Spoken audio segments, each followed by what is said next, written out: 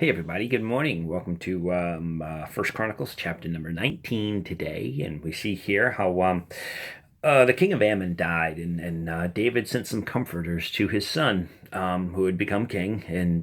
And because the king of Ammon had always been shown kindness to David, so David was going to show kindness in return, and he did.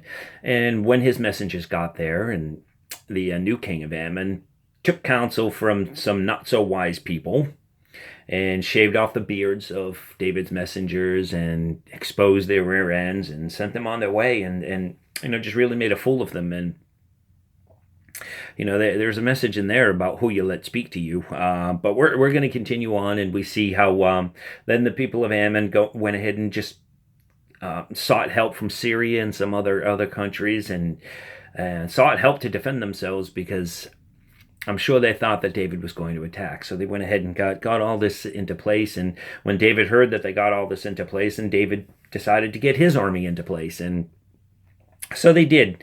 But we're going to pick it up in 14. We're going to hear, and I'm going to read 14 and 15 to you. It says, "So Joab and the people who were with him drew near for the battle against the Syrians, and they fled before him." The Syrians fled. When the people of Ammon, whose king had just died, when the people of Ammon saw that the Syrians were fleeing, they also fled before Abishai his brother and entered the city. So Joab went to Jerusalem. So there's a little message in there about the enemy and the enemy's attacks. And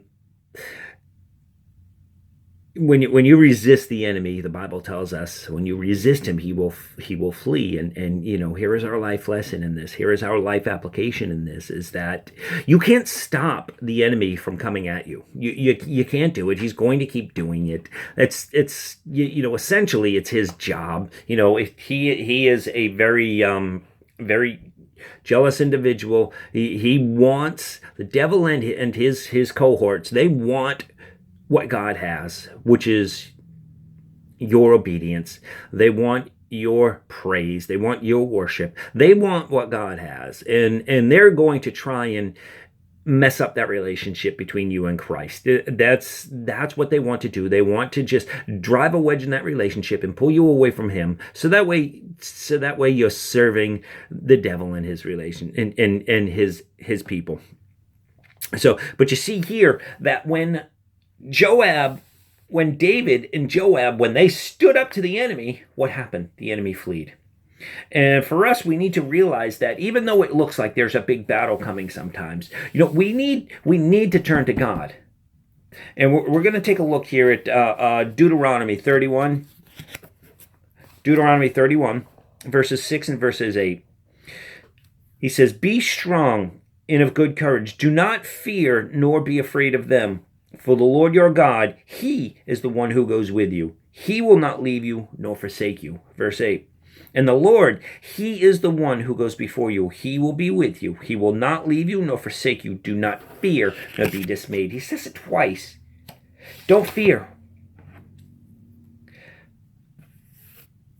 Listen, depending on God, the more we learn to depend on God, is the stronger that we grow.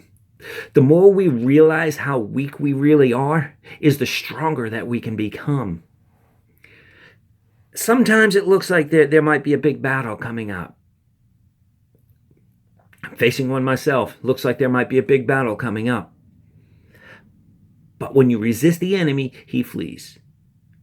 When you get yourself into that relationship with Christ, and when you are depending on him for protection, for provision, he will come through.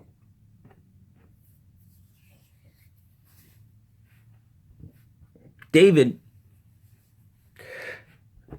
lived his life in the fear of the Lord. He knew this.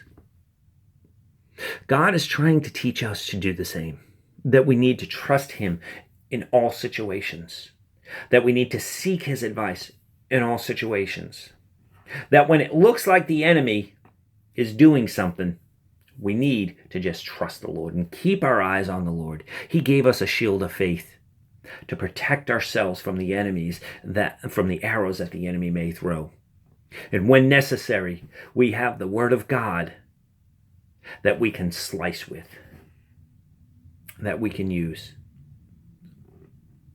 Learn your armor, use your armor. Trust in the Lord. Have a super day, guys. I love you all.